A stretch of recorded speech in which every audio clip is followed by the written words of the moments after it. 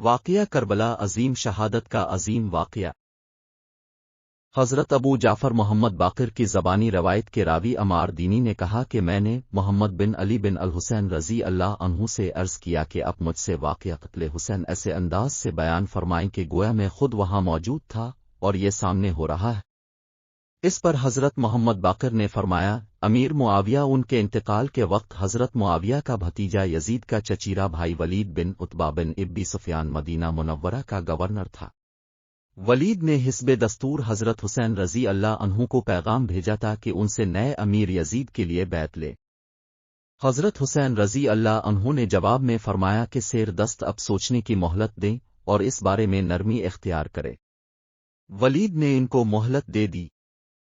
حضرت حسین رضی اللہ عنہ نے مہلت پا کر مکہ معظمہ تشریف لے گئے۔ دریں اثنا جب کوفہ والوں کو اس کا پتہ چلا کہ حضرت تو مکہ شریف پہنچ گئے تو انہوں نے اپنے قاصد حضرت امام حسین رضی اللہ عنہ کی خدمت میں روانہ کیے اور ان سے درخواست کی کہ آپ کوفہ تشریف لے آئیں، ہم اب ہی کے ہو گئے ہیں، ہم لوگ یزید کی بیعت سے منحرف ہیں، ہم نے گورنر کوفہ کے پیچھے جمعہ پڑھنا بھی چھوڑ دیا ہے۔ اس وقت حضرت نعمان بن بشیر انصاری رضی اللہ عنہ یزید کی طرف سے کوفہ کے گورنر تھے۔ جب اہل کوفہ کی طرف سے اس قسم کی درخواستیں آئیں تو حضرت حسین رضی اللہ عنہ نے اپنے چچیرے بھائی حضرت مسلم بن عقیل کو کوفہ بھیجنے کا پروگرام بنایا تھا کہ وہ وہاں جا کر صورت حال کا اچھی طرح جائزہ لے، اگر اہل کوفہ کے بیانات صحیح ہوئے تو خود بھی کوفہ پہنچ جائیں گے۔ حضرت مسلم کی کوفہ کو روانگی قرارداد کے مطابق حضرت مسلم رضی اللہ عنہ مکہ شریف سے مدینہ منورہ پہنچے، وہاں سے راستہ کی رہنمائی کے لیے 2 آدمی ساتھ لیے اور کوفہ کی طرف روانہ ہو گئے۔ جس راستہ سے وہ لے گئے اس میں ایک ایسا لق و دق میدان آ گیا جس میں پانی نہ ملنے کے سبب پیاس سے سخت 2-4 ہو گئے، چنانچہ اس جگہ ایک رہنما انتقال کر گیا۔ اس صورت حال کے پیش آنے پر حضرت مسلم رضی اللہ عنہ نے حضرت حسین کو ایک خط لکھ کر کوفہ جانے سے معذرت چاہی، لیکن حضرت محمدوہ نے معذرت قبول کرنے سے انکار کر دیا اور لکھا کہ اب ضرور کوفہ جائیں۔ مظاہر میں حضرت مسلم رضی اللہ عنہ کوفہ کی طرف چل دیے۔ وہاں پہنچ کر ایک شخص موسجہ نامی کے گھر قیام فرمایا۔ جب اہل کوفہ میں حضرت مسلم کی تشریف آوری کا چرچا ہوا تو وہ خفیہ طور پر ان کے ہاں آئے اور ان کے ہاتھ پر حضرت حسین رضی اللہ عنہ کے لیے بیعت کرنے لگے۔ چنانچہ 12,000 اشخاص نے بیعت کر لی۔ دریں اثنا یزید کے ایک کارندہ عبداللہ بن مسلم بن شعبہ حضرمی کو اس کا پتہ چلا تو اس نے ساری کارروائی کی اطلاع گورنر کوفہ نعمان بن بشیر کو دے دی اور ساتھ ہی کہا کہ تو آپ واقعتاً کمزور ہیں یا کوفہ والوں نے آپ کو کمزور سمجھ رکھا ہے، دیکھتے نہیں کہ شہر کی صورت حال مخدوش ہو رہی ہے۔ اس پر حضرت نعمان نے فرمایا کہ میری ایسی کمزوری جو بربنائے اطاعت الہی ہو وہ مجھے اس قوت و طاقت سے زیادہ پسند ہے جو اس کی مشیت میں ہو، مجھ سے یہ نہیں ہو سکتا کہ جس امر پر اللہ تعالیٰ نے پردہ ڈالے رکھا ہے خواہ اس پردہ کو فاش کروں۔ اس پر عبداللہ مذکور نے یہ سارا ماجرا یزید کو لکھ کر بھیج دیا۔ یزید نے اپنے ایک آزاد کردہ غلام سرہون نامی سے اس بارے میں مشورہ لیا۔ اس نے کہا اگر آپ کے والد زندہ ہوتے اور آپ کو کوئی مشورہ دیتے تو اسے قبول کرتے؟ یزید نے کہا ضرور۔ سرہون نے کہا تو پھر میرا مشورہ یہ ہے کہ آپ کوفہ کی گورنری عبید اللہ بن زیاد کے سپرد کر دیں۔ ادھر صورتحال ایسی تھی کہ ان دنوں یزید عبید اللہ مذکور پر ناراض تھا اور بصرہ کی گورنری سے بھی اسے معزول کرنا چاہتا تھا۔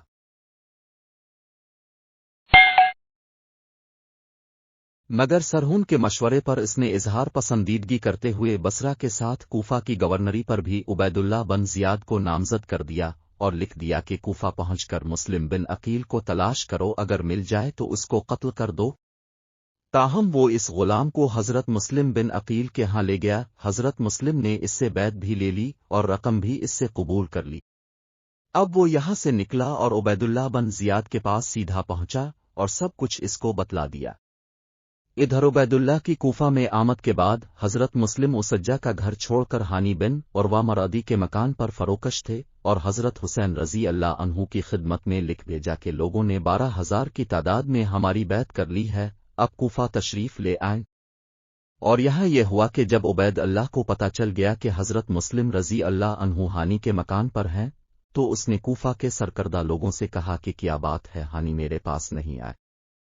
اس پر حاضرین سے ایک شخص محمد بن اشب چند ہمراہیوں کے ساتھ ہانی کے ہاں گئے تو وہ اپنے دروازے پر موجود تھے۔ ابن اشب نے کہا کہ گورنر صاحب آپ کو یاد فرماتے ہیں اور آپ کے اب تک نہ حاضر ہونے کو بہت محسوس کرتے ہیں، لہٰذا آپ کو چلنا چاہیے۔ چنانچہ ان کے زور دینے پر ہانی ان کے ساتھ ہو لیے اور وہ عبید اللہ کے پاس پہنچے۔ اتفاق سے اس وقت قاضی شری بھی ابن زیاد کے پاس موجود تھے۔ ان سے مخاطب ہو کر اس نے کہا، دیکھو اس ہانی کی چال کھوٹ کی مظہر ہے۔ پھر اتنے میں وہ اس کے پاس آ گیا تو کہا، ہانی مسلم بن عقیل کہاں ہے؟ اس نے کہا، مجھے علم نہیں۔ اس پر عبید اللہ نے 3000 درہم دینے والے غلام کو اس کے سامنے کر دیا۔ ہانی بالکل لاجواب ہو گئے، البتہ اتنا کہا کہ میں نے انہیں اپنے گھر بلایا نہیں بلکہ وہ خود میرے گھر آ کر ٹھہر گئے ہیں۔ ابن زیاد نے کہا، اچھا ان کو حاضر کرو۔ اس نے اس پر پسو پیش کیا تو ابن زیاد نے ان کو اپنے قریب بلوا کر اس زور سے چھڑی ماری جس سے اس کی بھویں پھٹ گئیں، لیکن وہ کامیاب نہ ہو سکا۔ اس پر ابن زیاد نے یہ کہہ کر کہ اب تمہارا خون حلال ہے، قصر عمارت کے ایک حصے میں اس کو قید میں ڈال دیا۔ اس واقعے کی اطلاع ہانی کے قبیلہ ناہج کو ہوئی تو اس نے قصر عمارت پر یلغار بول دی۔ عبید اللہ نے شور سنا اور پوچھا تو کہا گیا کہ ہانی کا قبیلہ ان کو چھڑانے کے لیے آیا ہے۔ اس نے قاضی شری کے ذریعہ ان کو کہلایا کہ پانی کو مسلم بن عقیل کا پتہ کرنے اور بعض باتوں کی تحقیق کے لیے روک لیا گیا ہے، خطرے کی کوئی بات نہیں، لیکن ساتھ ہی قاضی شری پر بھی ایک غلام کو لگا دیا، یہ معلوم کرنے کے لیے کہ وہ لوگوں سے کیا کہتے ہیں۔ قاضی شری لوگوں کی طرف جاتے ہوئے ہانی کے پاس سے گزرے تو اس نے قاضی صاحب سے کہا کہ میرے بارے میں اللہ سے ڈرنا، ابن زیاد میرے قتل کے در پہ ہے۔ تاہم قاضی شری نے ہجوم کو ابن زیاد والی بات کہہ کر مطمئن کر دیا اور لوگ بھی یہ سمجھ کر مطمئن ہو گئے کہ ہانی کو کوئی خطرہ نہیں ہے۔ حضرت مسلم رضی اللہ عنہ کو جب ہنگامہ کی اطلاع ہوئی تو انہوں نے اپنے ذرائع ابلاغ سے کوفہ میں اعلان کر دیا، جس کے نتیجہ میں 40,000 لوگ ان کے پاس جمع ہو گئے۔ ان کو باقاعدہ انہوں نے ایک فوجی دستہ کی شکل دے دی جس کا مقدمہ الجیش میمنہ اور مسرا وغیرہ سبھی کچھ تھا۔ خود حضرت مسلم بن عقیل اس کے قلب میں ہو گئے۔ اس طرح 40,000 کا یہ لشکر جرار قصر عمارت کی طرف روانہ ہو گیا۔ عبید اللہ کو اس کی اطلاع ہوئی تو اس نے اہلیان کوفہ کو اپنے قصر میں بلایا۔ جب یہ لشکر قصر عمارت تک پہنچ گیا تو سرداران کوفہ نے اپنے اپنے قبیلے کو دیواروں کے اوپر سے گفتگو کر کے سمجھانا شروع کیا۔ اب تو حضرت مسلم کی فوج کے آدمی کھسکنے شروع ہوئے اور ہوتے ہوتے شام تک صرف 500 رہ گئے، حتیٰ کہ رات کے اندھیرے تک وہ بھی چل دیے۔ جب حضرت مسلم رضی اللہ عنہ نے دیکھا کہ وہ تنہا رہ گئے ہیں تو وہ بھی وہاں سے چل پڑے۔ راستہ میں ایک مکان کے دروازہ پر پہنچے تو ایک خاتون اندر سے آپ کی طرف نکلی۔ اپنے اس کو پانی پلانے کے لیے کہا تو اس نے پانی تو پلا دیا، لیکن اندر واپس چلی گئی۔ تھوڑی دیر بعد پھر باہر آئی تو آپ کو دروازے پر دیکھ کر اس نے کہا، اے اللہ کے بندے، آپ کا اس طرح بیٹھنا مشکوک ہے، یہاں سے چلے جائیں۔ آپ نے کہا، میں مسلم بن عقیل ہوں، کیا تم مجھے پناہ دو گی؟ اس نے کہا، ہاں آ جائیے۔ آپ اندر چلے گئے، لیکن کرنا خدا کا یہ ہوا کہ اس عورت کے لڑکے نے محمد بن اشس مذکور کو اطلاع دے دی، جس نے فوراً عبید اللہ تک خبر پہنچائی۔ اس نے اس کے ہمراہ پولیس کو روانہ کر دیا اور ان کو حضرت مسلم کی گرفتاری کا حکم دے دیا۔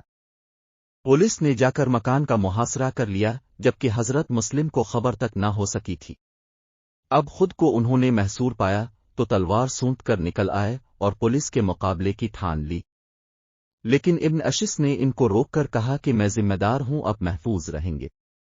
پس وہ حضرت مسلم کو ابن زیاد کے پاس پکڑ کر لے گئے۔ چنانچہ ابن زیاد کے حکم سے انہیں قصر عمارت کی چھت پر لے جا کر قتل کر دیا اور ان کی لاش بازار میں لوگوں کے سامنے پھینک دی گئی۔ نیز اس کے حکم سے ہانی کو کوڑے کرکٹ کی جگہ تک گھسیٹتے ہوئے لے جا کر سولی دے دی گئی۔ ادھر تو کوفہ میں یہ تک ہو گیا تھا اور حضرت حسین علیہ السلام کی کوفہ روانگی۔ ادھر حضرت مسلم چونکہ خط لکھ چکے تھے کہ 12,000 اہل کوفہ نے بیعت کر لی ہے، حضرت حسین رضی اللہ عنہ جلد از جلد تشریف لے آئیں، اس لیے حضرت حسین رضی اللہ عنہ مکہ شریف سے کوفہ کی طرف روانہ ہو گئے۔